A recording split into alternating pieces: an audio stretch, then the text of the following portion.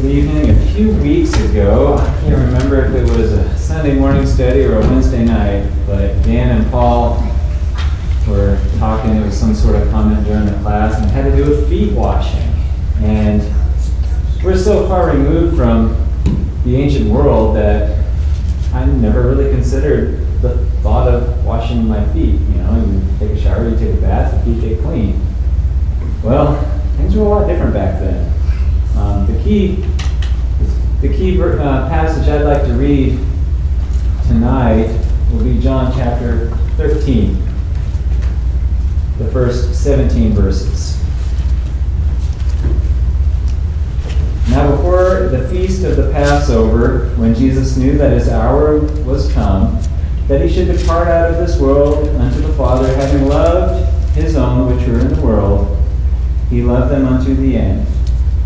And supper being ended, the devil having now put into the heart of Judas Iscariot, Simon's son, to betray him, Jesus, knowing that the Father had given all things into his hands, and that he was come from God, and went to God, he riseth from supper, and laid aside his garments, and took a towel, and girded himself. After that, he poured water into a basin, and began to wash the disciples' feet, and to wipe them with the towel wherewith he was girded. Then cometh he to Simon Peter, and Peter saith unto him, Lord, dost thou wash my feet?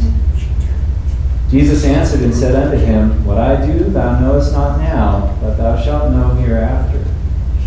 Peter saith unto him, Thou shalt never wash my feet. Jesus answered him, If I wash thee not, thou hast no part with me. Simon Peter saith unto him, Lord, not my feet only, but also my hands and my head. Jesus saith to him, He that is washed needeth not save to wash his feet, but is clean every whit. And ye are clean, but not all. For he knew who should betray him, therefore said he, Ye are not all clean. So after he had washed their feet and had taken his garments, he was set down again, and he said unto them, Know ye what I have done to you? You call me Master and Lord, and ye say, Well, for so I am. If I then, your Lord and Master, have washed your feet, ye also ought to wash one another's feet. For I have given you an example that ye should do as I have done to you. Verily, verily, I say unto you, the servant is not greater than his Lord, and neither he that is sent greater than he that sent him. If ye know these things, happy are ye if ye do them. If you recall, that same night, if you go back to Luke chapter 22, around verse 24, I believe, the disciples were arguing about who was the greatest. So there was a definite need for a lesson of humility, a lesson of understanding that the only way to be great is to be humble and in service to others.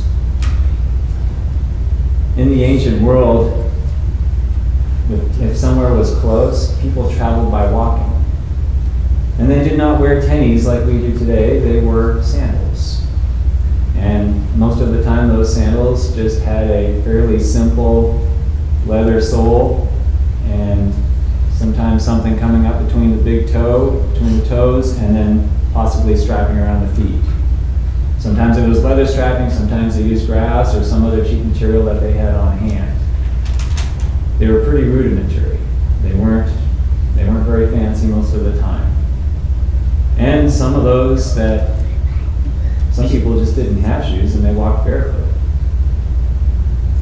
And where did they walk? They didn't have streets like we have, although some were paved Roman streets, if you will.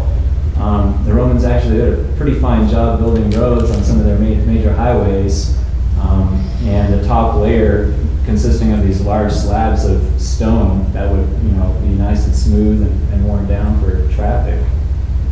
But most of the roads that they would have traveled on were just plain dirt paths. The old Hebrew word for road was a beaten, worn-out path. That's what it was.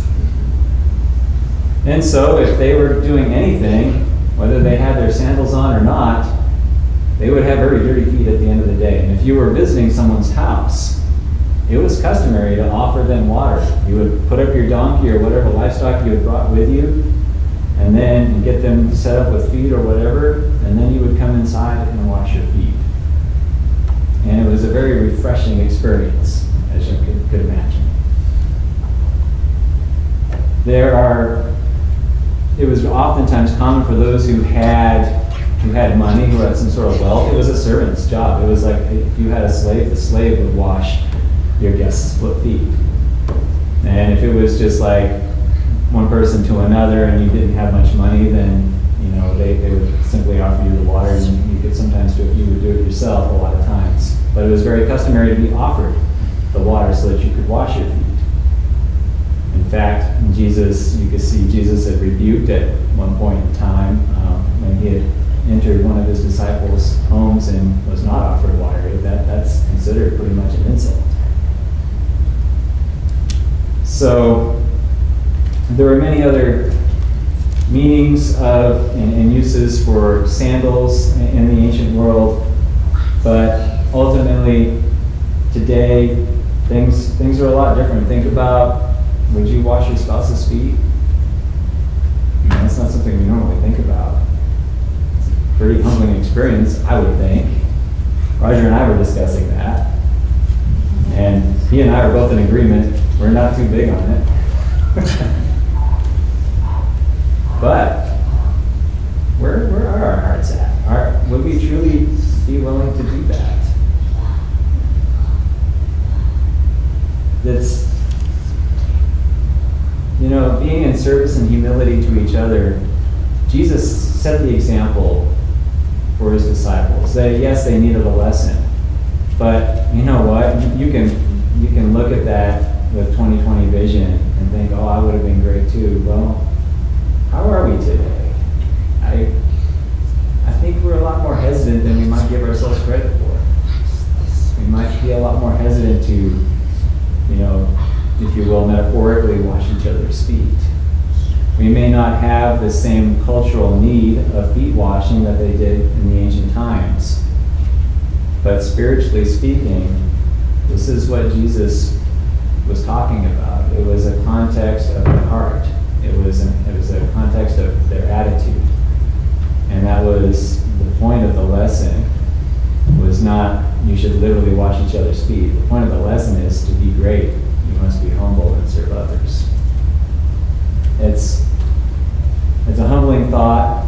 There are many passages, and I learned quite a few things about sandals and the different uses of how you could use a sandal. For example, remember Moses was asked to take his sandals off because he was on holy ground.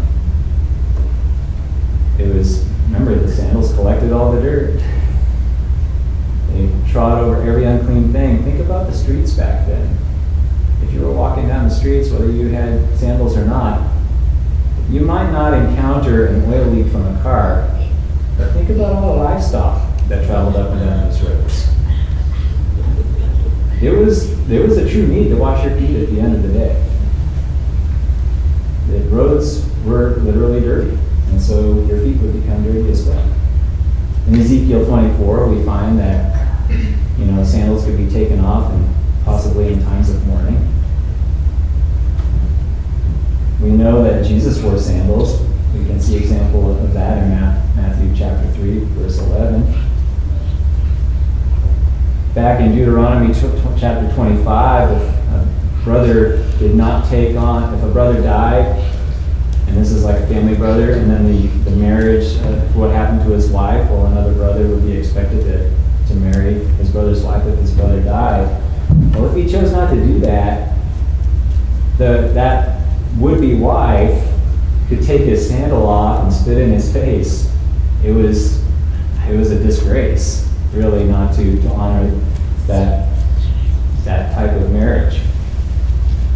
In Ruth chapter 4, you can read in verses 7 through 9, it could be used as an attestation. You would take your sandal off and give it to somebody if you were having some sort of transaction with them.